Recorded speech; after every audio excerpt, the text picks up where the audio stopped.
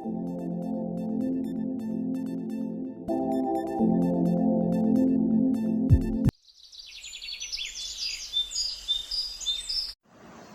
باللہ من الشیطان الرجیم، بسم اللہ الرحمن الرحیم۔ السلام علیکم۔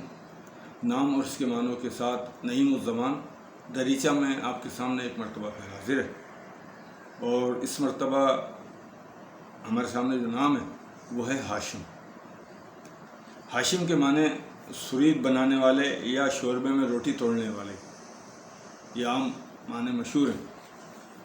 دراصل یہ نبی کریم صلی اللہ علیہ وسلم کے پردادا سے متعلق ایک روایت ہے کہ ایک زمانے میں مکہ میں قحط پڑا، تو آپ کے جو پردادا تھے ہاشم، آپ نے شوربے میں روٹی چور کر سرید بنا کر لوگوں میں تقسیم کی، اس وجہ سے آپ کا نام ہاشم پڑا۔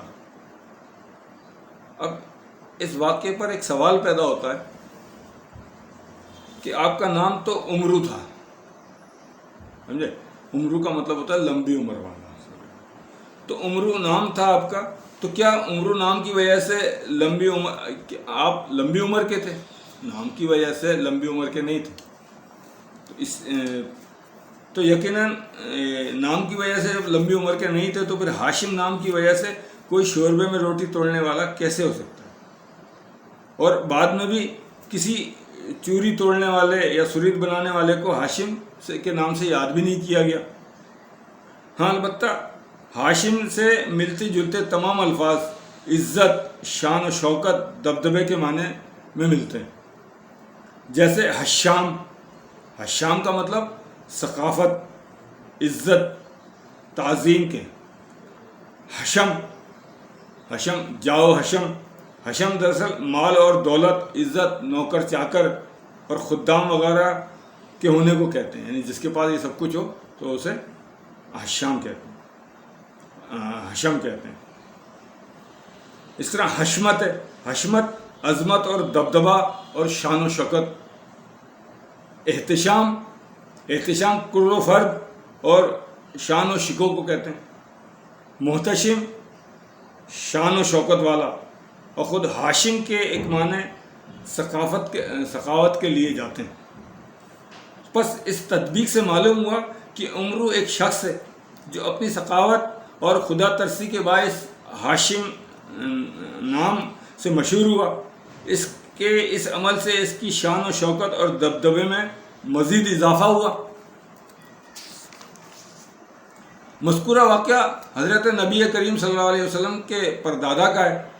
آپ کی شان و شوکت اور دبدبہ محض اس واقعے کی وجہ سے بالکل نہیں تھا۔ آپ ایک معزز گھرانے کے فرد تھے۔ سرداری پشتوں در پشتوں سے آپ کے گھرانے میں چلی آ رہی تھی۔ آپ مناف کے بیٹے اور قدا کے پوتے تھے، جو بڑی مشہور شخصیات عربوں میں گزری ہیں۔